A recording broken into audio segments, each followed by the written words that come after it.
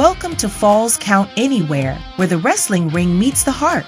Hosted by the gentleman Jody Powell, join us as we dive into the latest pro wrestling news and rumors, from the electrifying world of WWE to the inspiring stories of wrestling for Christ. This is your all-access pass to the action, the faith, and the hope. This is Falls Count Anywhere.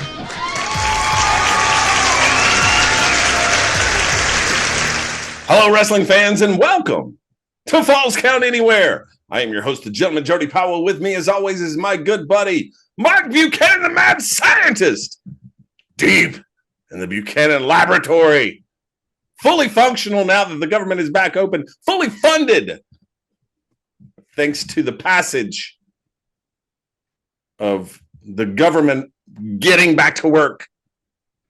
Mike, how are you, buddy? I am okay, Jody. How are you, sir? Man, I couldn't be better. Well, I could be better, but I'm not going to complain about how I am. Fair enough. What I am happy about is that this coming Thursday, it's chow time right here in the United States. Thanksgiving holiday coming up. And I understand you got a little something for us there in the lab that might help with that. I do. You know, you and I were talking about before we went on that Thanksgiving, you eat turkey, you fall asleep halfway through the Cowboys losing. You know, you can't finish anything after you eat turkey if you're trying to watch it on TV. So I'm working on an antidote for tryptophan. Okay. I can get with that. I thought you were going to say you're working on an antidote for Cowboys fans. Nobody's that smart, Jody. Oh, shots fired. I know a lot of Cowboy fans. I have friends in low places. But anyway, we are we are heading very fast into the Thanksgiving season, which means Survivor Series is on its way, for better or for worse. I know you have thoughts, Jody.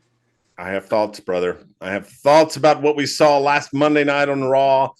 We have War Games teams that have formed and have almost formed, and maybe we're going to have a 4-woman War Games. I don't know. We're definitely going to have a 5-man War Games. That was revealed on Monday night. And then, you know, we've got and now we've got an Intercontinental Championship match that the word you're looking for, Joey, a championship match that the mad scientist predicted on this very show. 100%. You called it. I didn't agree with you, and you called it. You said it was going to happen, that the match would happen at Survivor Series. Dom and John Cena, and I believe John Cena is going to drop the IC title to Dom so that we don't have to worry about this tournament and who's going to be the new Intercontinental Champion, because who's left in this tournament, I don't know that any of them are right for the Intercontinental title for a variety of reasons. Let's start there, man. Let's start with our tournament. The last time is now, or last call, or whatever it is that they're doing for John Cena. So we had some surprises this past week. We heard we would, and they were not quite who we expected. No, this is a kind of surprise, like whenever you find out you're going to have chocolate ice cream for your birthday cake, and then your mom pops off the lid and it says sugar-free, fat-free. Yeah. Mom bought the wrong carton here. I think Triple Paul may have at least bought one of the wrong entrants into this tournament. So here's the thing. I'm all for Matt Cardona. Okay, all for him. I don't want Zack Ryder. I didn't want Zack Ryder. I wanted Matt Cardona. And, you know, I get it. Look, they're TNA guys. Both he and Dolph Ziggler are TNA guys. They're coming in for one spot. They're coming in for the pop. They're coming in for the nostalgia. They're going to drop the match. I get how that works. But honestly, Mike, what I would have rather seen there, I would have rather seen an up-and-coming talent like we saw with Javon Evans. I would have rather seen a couple of NXT guys. I don't really watch NXT all that often. So I want to know. I want to get to know them without having to watch the product. You know what I mean? So give me a couple of those guys. Let them show what they can do. A little ruthless aggression, like John Cena said we were going to get in this tournament. An opportunity like he got with Kurt Angle. And the only evidence of that I've seen so far is in Javon Evans, who had to go against Gunther. And, good showing for the kid. I think, Javon Evans from this area, from the Carolinas, and was wrestling on some of the shows that I'm doing now, and just a good kid. He's a great young talent, but he did the best he could in the situation that he was in. So good on him. I would not have been upset if there had been a couple of more instead of getting Zack Ryder and Dolph Ziggler. Dolph Ziggler, I'm okay with. And here's why. You had the pop, the nostalgia, the face. Everybody loves what he is doing now in TNA. He's doing a fantastic job. And so you get this big pop against a heel in Solo Sikoa. I'm okay with that. Zack Ryder and LA Knight was a train wreck. And it's not their fault. It's not because they're not talented. It's not because they're great. It was a train wreck because you had a face in LA Knight. The crowd has been clamoring for Knight to be in the world title picture. And then you had the nostalgia and the pop of the return of Zack Ryder, not Matt Cardona, Zack Ryder, which is a surprise because Cardona said he would never do Zack Ryder. He said Zack Ryder was dead. Well, you have enough money, you're able to resurrect a character, I guess. But the match itself just didn't make any sense. It just didn't make sense other than to say, well, let's throw our surprise in here and give Zack Ryder another shot to go after John Cena. And look, I get it. There's history there. Cena and Cardona are friends. I understand all of that. But where he was placed in that tournament didn't make sense. And you can't save it with a backstage segment with LA Knight shaking his hand or saying something like, I don't know if this is welcome back or goodbye, but respect, whatever he said. That doesn't save that match. I'd rather seen an NXT guy getting a shot. That made more sense from a ruthless aggression type perspective than a return for Zack Ryder. The only way that this could be salvaged is if Matt Cardona comes out and kills Zack Ryder on SmackDown. Now, as you know, fans, we're taping before SmackDown. We don't know what happened last Friday night yet. And this probably won't happen. But if Cardona was there for longer than just one match, have him come out, kill off Zack Ryder, and then cost LA Knight his match in the second round. And then you set something up for the two of them to take off. Heel turn then, huh? Matt Cardona is a heel. He just is. That's when he's at his best. Zack Ryder, he's face. Matt Cardona is not. I mean, he's at his best when he's a heel. And that would be something, and even align him with his wife. Align him with Chelsea Green. That would be an incredible pairing. A lot better than Seth and Becky. Let me just tell you that. But anyway, yeah. So here we are now. None of that has happened, and probably none of that will happen. Those two guys are out. My pick, The Miz, is out, and everybody. I've gotten some flack for picking The Miz. Look, it makes sense from a storyline angle. Okay, it just does. I mean, The Miz built his career on talking about beating John Cena at WrestleMania, and I would be okay with Cena going over Miz. Cena doesn't have to put Miz over. Miz is toward the end of his career. Let Cena thwart the one of few things that he has left that he hasn't accomplished. He should have thwarted that with Brock Lesnar when he had the matches with Brock Lesnar, but no, we couldn't allow that, could we? Because we had to keep Brock around, had to keep him strong. Come on. At least let him get the revenge on The Miz for building his career off beating him at WrestleMania. So but we're not even going to get that. So who do you think will win this? Who do I think will win, or who do I think the WWE will put in the final? Are you saying who would I put, or who WWE would put? Both. Okay. So let's see. I think Let me get back to my participants here.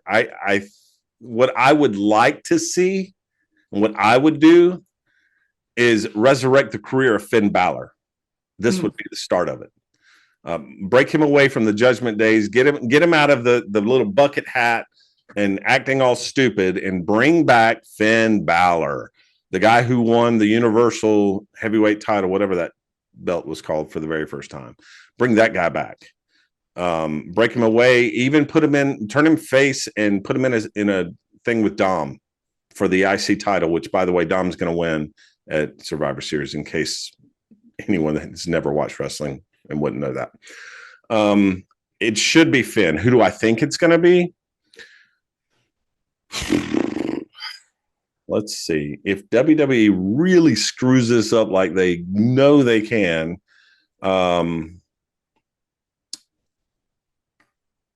probably would be somebody like a Solo Sikoa that nobody cares about. And if they did that and John Cena drops the Intercontinental title at Survivor Series, I think John Cena goes over in his last match, which is causes every wrestling purist to cringe, because he wouldn't be kind of having that pass the torch moment. Who are you going to pass the torch to in this tournament? Who do you think it's going to be? And who should it be? It should be LA Knight. Yeah. Now, back to your idea that WWE, worst wrestling entertainment, they're going to probably do Jey Uso. Ooh. And to your point of cringe, my mistake. It wouldn't be a cringe, because they would let Uso retire Cena with a clean victory for Jey Uso. That'd be a cringe for me. Well, I'd rather see Cena over Uso. I don't pass the torch to a guy that can't carry it. I'd rather see Jacob Fatu over Cena, Randy Orton over Cena. Where's Orton? And where's Fatu? Where are these guys? Yeah. War Games. What are your thoughts? War Games. I'm okay with the men's side. It was very predictable. You knew Brock Lesnar was coming out. You knew Roman Reigns was coming out. They were going to shoot both shots last Monday night, because, I mean, the event is upon us. That'll be an interesting match. I'm okay with that. I'm a little confused about what they're doing on the women's side. Charlotte Flair said that she couldn't trust Rhea Ripley, can't do this, walks out. Then comes back and makes the save and has this weird, awkward moment where she's pointing at Io and Rhea and smiling. So is she in? Is that what we're saying? And is it only going to be 4 women? I mean, who are the? I thought Bayley was going to have a spot. Oh, let's hope not. Well, we saw what happened with the Kabuki Warriors when they offered her a spot. She absolutely turned them down. But from that, I thought Bayley was going to be the 5th person on the face team. So who knows? Who knows what they're doing with the women? It's just very, very, it leaves fans questioning. It's just like the whole Vision thing. So is Logan Paul in the Vision, or is Brock in the Vision? Like, are those 5 guys in the Vision, or are they just like in War Games together? There's been no clarification. Usually you have, and I don't, and let me clarify, I don't want them in the Vision. Like, for a while, I want it to be Bronson and Braun. Just let those 2 guys run. Yep. If you had to add one of the 5 that are in there, add Brock, because he's a Heyman guy. Mm-hmm. But he's not really a faction guy. No. That really wouldn't work. Yeah. I don't know. A lot of questions, and it's interesting because it's now dancing on the line of good booking versus disaster. Like, which way do you go to avoid the disaster? And it seems like every time WWE has an opportunity to avoid disaster, they go right back toward the disaster. It's like the little video online where the guy pulls the sheep out of the ditch and rescues it, and it bounces around and jumps right back into the ditch. That's WWE booking right there. We'll see though, Mike. We'll see. And I'll tell you what else we're going to see, fans. We're going to see a very early Finding Tomorrow in this show. In fact, coming up right after the break. Stay tuned.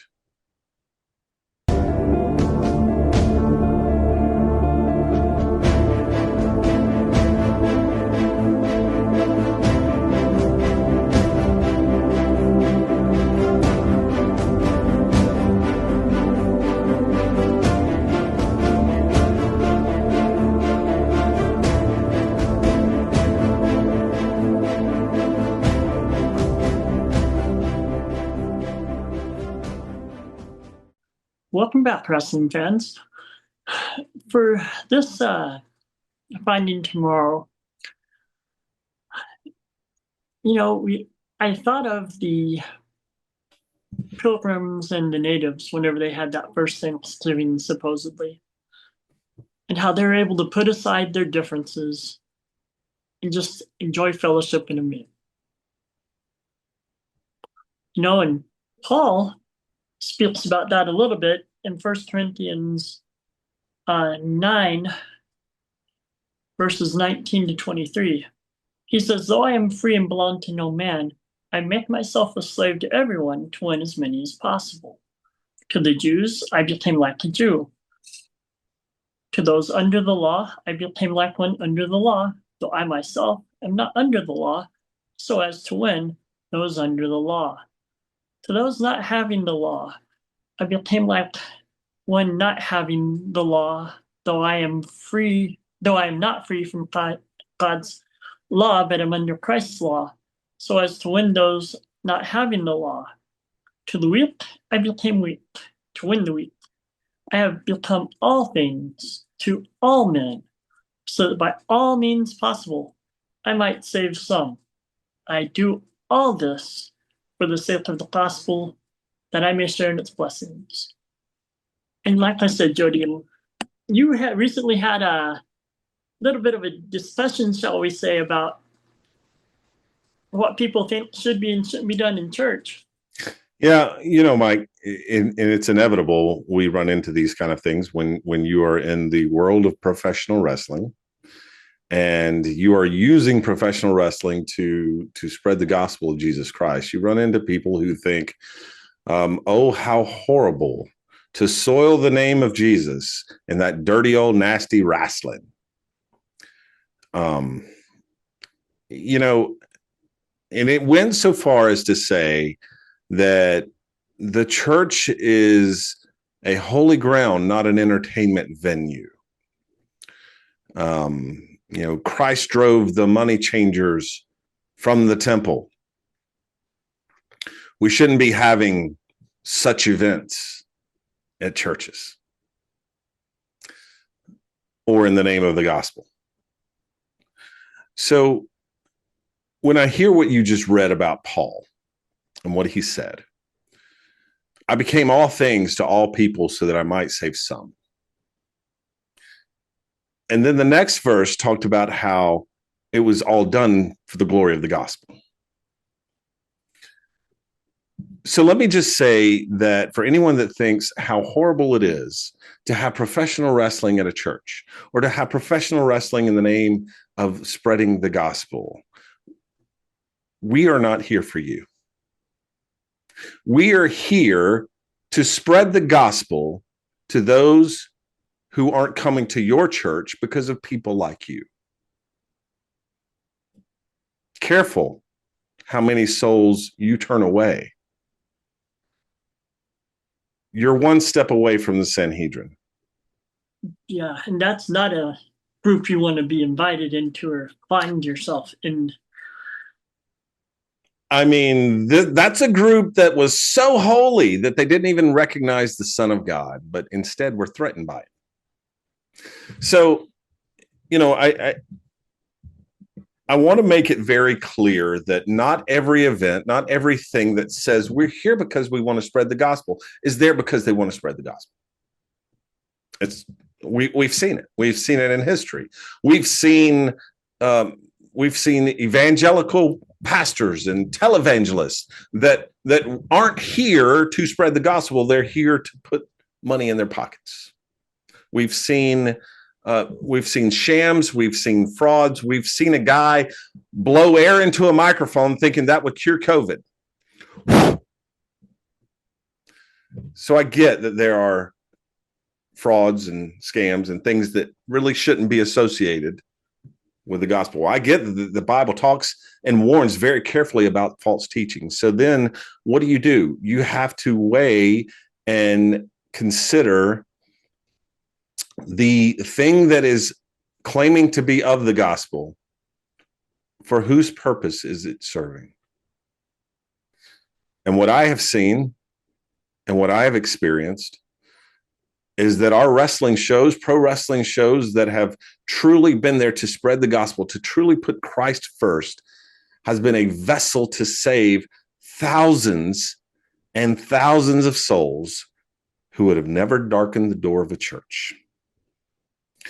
So to say that these kind of things don't belong on a church or associated with the gospel is to say that you're flying in the face of what Paul is saying, that we become all things to all men so that we may save some.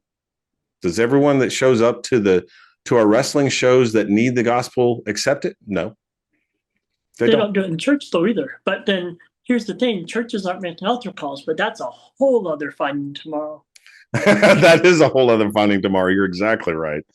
But at the end of the day, the fact remains that, number one, when Jesus drove out the money changers of the temple, he did so, number one, he was fulfilling prophecy. There was a prophetic statement that was fulfilled the moment that he did that. He will have zeal for his father's house. And he absolutely did. But number two, he was driving out thieves and crooks. He was driving out people that were preventing those who did not have the means to have access to the temple. He was driving out thieves who were taking advantage of the poor, swindling them, like we see sometimes on TV. Mm-hmm. So what Jesus was driving out of the temple were the things that were not tested by fire, so to speak. They were not saving souls. These money changers were not preaching the gospel. They were not offering knowledge to people who needed to hear it. Every Christian wrestling show that I've been to, whether it's at a church or at a fair or at a campground or in a parking lot, wherever, the gospel is shared. An altar call is had. Souls come to know the Lord. And why can't we just rejoice in that? Because I'm going to tell you something. Heaven's rejoicing. For sure. Heaven's rejoicing. With every sinner that comes to salvation. Every single one. Not every Christian wrestling organization is a Christian wrestling organization. I get that. It's all flawed. We're all human. We're all broken. Everything's flawed. But the question is, what's the purpose? What purpose are you serving? Who's getting the glory?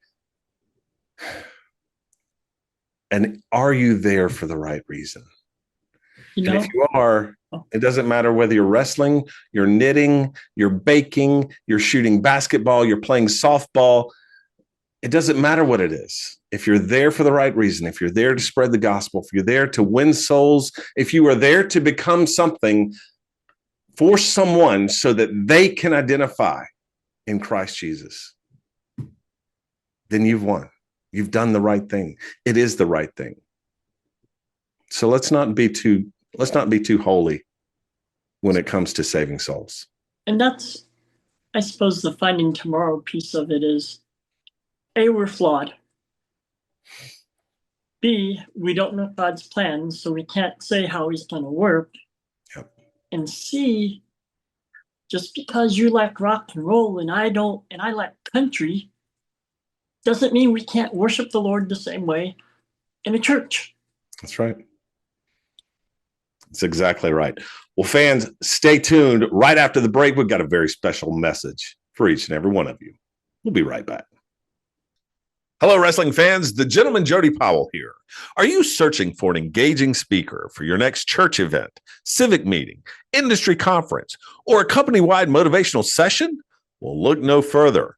I'd be honored to bring energy, insight, and inspiration to your event. With experience as a 2022 Toastmasters World Championship of Public Speaking semifinalist, I know how to connect with audiences, both large and small. Whether it's an intimate gathering or a packed auditorium, I'll deliver a memorable and impactful message tailored to your needs. Visit today at www.jodypowellspeaks.com to explore my keynotes, talks, and trainings. Let's make your next event unforgettable. Book me today. You'll be glad you did. The holidays are coming. What a great gift idea. Feeling Down, Look Up by my good buddy, the mad scientist Mike Buchanan. Go to Amazon, search for it. Buy it today. Hi, I'm Chris Whaley, author, former professional wrestler, pastor, and I'm joined by my co-host. I'm Jeff Dixon. I am a pastor, I'm a speaker, I'm an author as well, but we have something else we do together. Yes, we have a great program called The Clash. Clash? And it comes on every Monday night at 7:30 on Abundant TV. Well, I want to watch it, and we'd love for you to watch it too. So if you wouldn't mind, join us on Monday night, and we'll see you at The Clash. At The Clash, and it's always a battle, so come join us.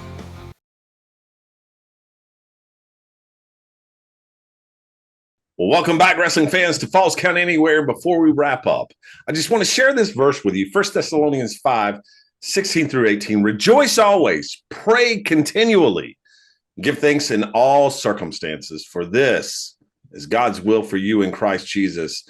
As we enter the Thanksgiving season, I'm thankful for all the food. I'm thankful for the opportunity to spend time with family. I'm thankful for my wife and my kids.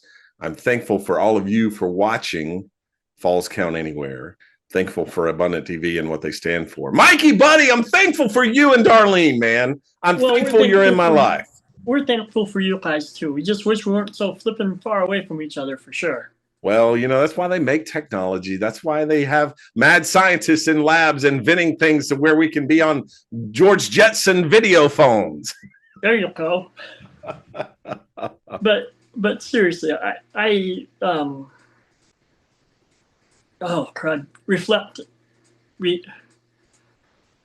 I agree with Jody. I can't come up with words. I'm very thankful for my wife. She puts up a lot with me, especially with, we've been married 15 years.